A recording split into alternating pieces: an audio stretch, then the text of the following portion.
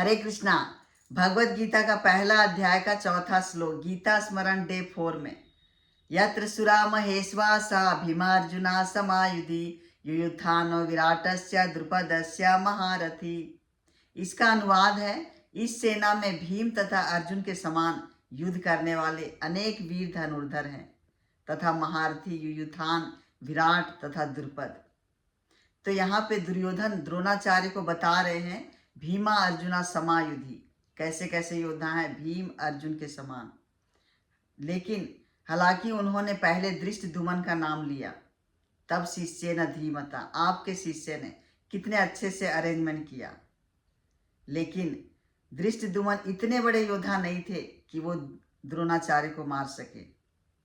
भीमा अर्जुना, युयुत्थान, विराट, द्रुपद, इन सब महारथियों के बारे में दुर्योधन द्रोणाचार्य को बता रहे हैं। तो इन महारथियों के बारे में हम थोड़ा शॉर्ट में जान लेते हैं। जैसे अर्जुन को हम सब जानते हैं कि कितने महान योद्धा थे। अर्जुन क्या नहीं कर सकते थे, भगवान के नित्य पार्षद, नित्य मित्र थे। अर्जुन दोनों हाथों से बाण चला लेते थे, दोनों हाथों से बाण संभाल लेते थे।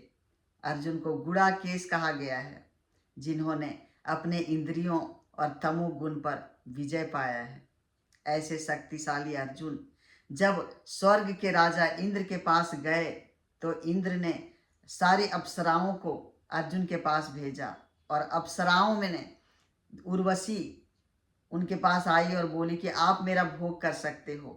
लेकिन अर्जुन मना कर दिए कि नहीं, मैं ऐसा नहीं कर सकता, आप मेरी माँ के समान हो। तो उर्वशी क्रोधित हो गई और उस क्रोध में आकर उन्होंने श्राप दे दिया, और उस श्राप को कैसे भगवान की सेवा में अर्जुन लगा लिए भृंगलला बन के।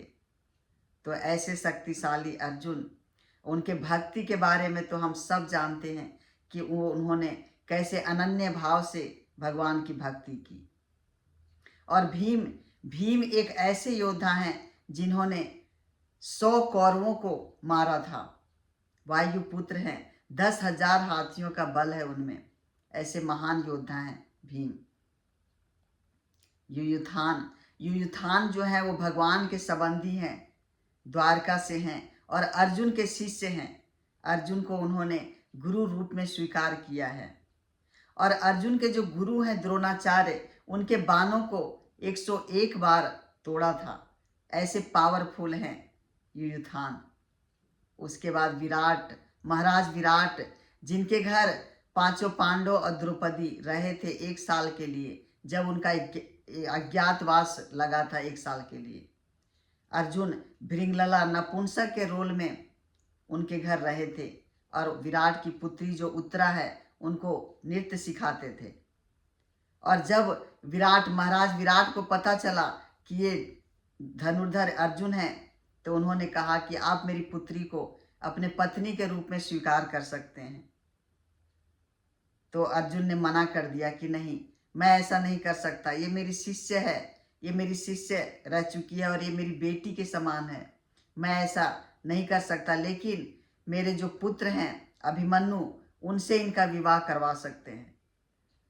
तो फिर अभिमन्यु का विवाह उत्तरा से हुआ और उनके पुत्र हुए राजा परीक्षित। और द्रुपद महाराज और द्रोणाचार्य दोनों बचपन के बहुत घनिष्ठ मित्र थे, लेकिन बाद में उनकी झगड़ा हो गया, और उन झगड़ा के कारण उन्होंने एक यज्ञ किया। और यज्ञ इसलिए किया कि उससे दृष्टद्युम्न जैसे पुत्र प्रकट हो जो द्रोणाचार्य को मार सके। और एक पुत्री भी प्रकट हुई, द्रौपदी, जिनका विवाह अर्जुन से हुआ। तो ऐसे महान शक्तियों, महान योद्धाओं के बारे में दुर्योधन द्रोणाचार्य को बता रहे हैं।